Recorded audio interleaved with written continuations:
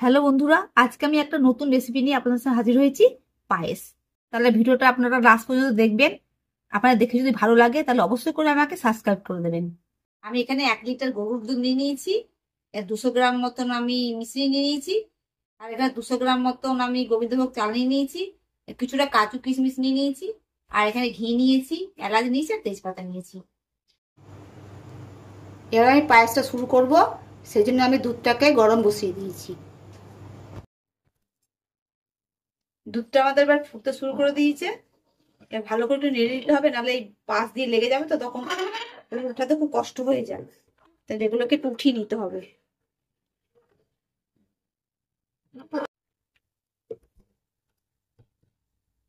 এবার দুধটা ফুটছে, ফুটুক। ওখানে আমি চালটাকে এবার ঠিক করে নিই। চালটাকে আমি একবার ধুয়ে নিয়েছিলাম, বেশি ধুইনি, কারণ তাহলে তো গন্ধটা চালে চলে যাবে। এবার চালগুলো আমি এটার মধ্যে নিয়ে নিচ্ছি।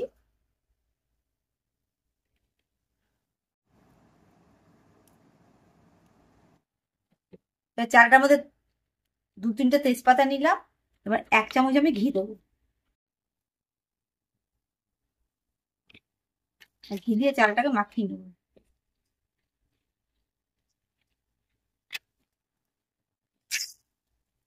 ঘিটা দিয়ে মাখালে কি হয়, পায়েসে যে একটা সুন্দর গন্ধ বেরোয়, এই গন্ধটার জন্যই আমি এই ঘি দিয়ে একটু চালটাকে মেখে নিচ্ছি।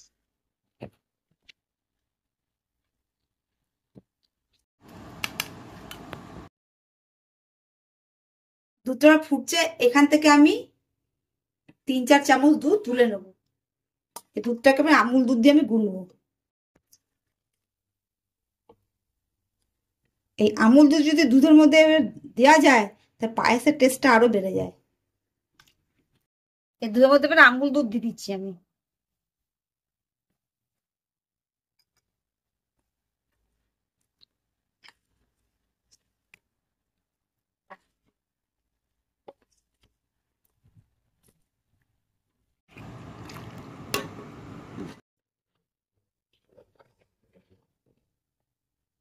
দুধটা আমাদের অনেকটাই কমে এসছে, অনেকটাই কমে এসছে।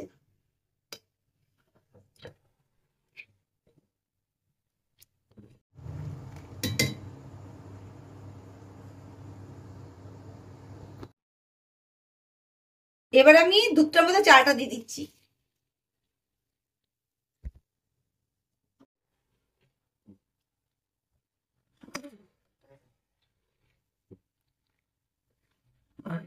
চালটা এবার আমি 10-15 মিনিট ফুটাবো। ফুটানোর পর যে আমুল দুধটা গুলে রেখেছিলাম, সেই দুধটা আমি দেবো। কারণ 15 মিনিট এটা চালটা ফুটুক দুধের মধ্যে।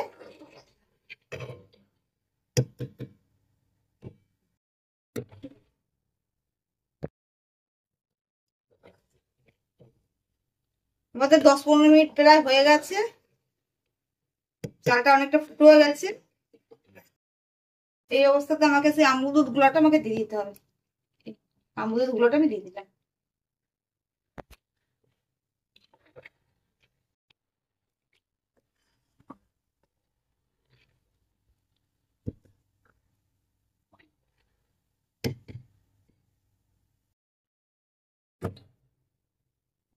এবার 3টে এলাচকে আমি মুখটা ফাটিয়ে আমি দিয়ে দিলাম।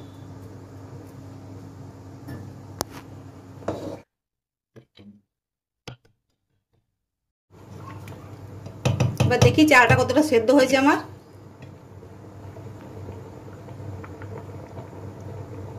আমাদের চালটা সেদ্ধ হয়ে গেছে। এবার আমাকে মিষ্টি দিতে হবে।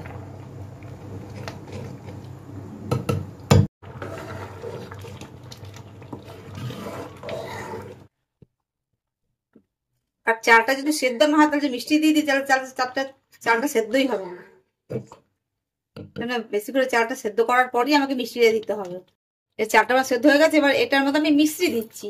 আপনারাও চিনি দিতে পারেন, গুড় বাতাসা দিতে পারেন, কিন্তু মিষ্টি দিলাম কেন, মিষ্টি দিলে এই পায়েসে যে রংটা থাকে সাদা থাকে, সেই জন্য আমি মিষ্টি ব্যবহার করলাম এখানে। আমি 200 গ্রাম মতো মিষ্টি দিলাম। মিষ্টি দেওয়ার পরে একটু জল ছেড়ে যাবে পায়েসটাতে।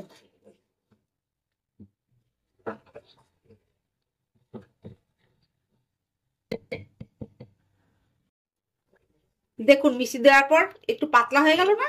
বেশ, মিষ্টি দেওয়ার পরে অনেকটা পাতলা হয়ে গেল পায়েসটা। এবার একটু ফোটানোর পরে আমি এর মধ্যে কাজু আর কিশমিশটা দেবো। এবার কাজু কিশমিশটা আগে দিলাম না, কারণ এটা যে আগে দিয়ে টক জাতীয় না কিশমিশটা, আগে দিলে তো মানে যদি পায়েসটা ফেটে যায়, সে নামানোর পরই আমি কাজু কিশমিশটা একটু ঘি দিয়ে ভেজে আমি এর উপরে দেবো। এবার এটাকে আমি নামিয়ে নিচ্ছি, প্যান বসিয়ে দিয়েছি, এর মধ্যে আমি কিছুটা অল্প ঘি দিয়ে দিচ্ছি, অল্প ঘি দিয়ে আমি কাজু কিশমিশটা ভেজে নেবো।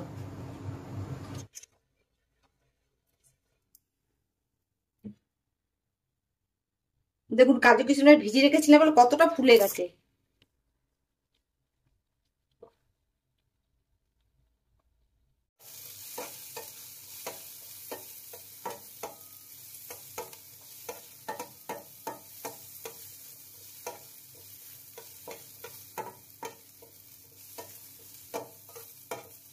এটা ভাজা হয়ে গেছে, আমি পায়েসটার মধ্যে ওপর দিয়ে আমি দিয়ে দিচ্ছি।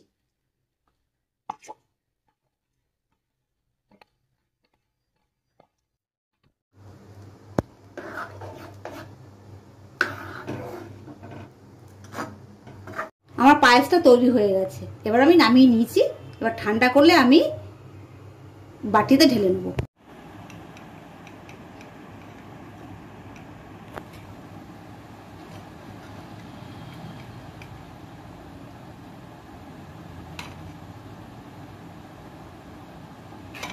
আমরা সাধারণত আমরা জন্মদিনে বা পুজোতে ঠাকুরের ভোগেতে আমরা পায়েস দিয়ে থাকি, সেরকমই আমি একটা বানিয়ে দেখলাম। আমি অন্যরকম করে একটু বানালাম, আপনারা দেখলেন তো আমি কিভাবে বানালাম। এইভাবে পায়েস বানালে পায়েসের টেস্টটা বহুত সুন্দর হয়, আপনারা বানাবেন। তাহলে এই ভিডিওটা যদি আপনাদের ভালো লেগে থাকে তাহলে অবশ্যই করে লাইক করবেন। তাহলে বন্ধুরা আজকের মধ্যে বিদায় নিচ্ছি, অন্য কোনো দিন অন্য কোনো রেসিপি দিয়ে নিয়ে আপনাদের সামনে হাজির হব। নমস্কার।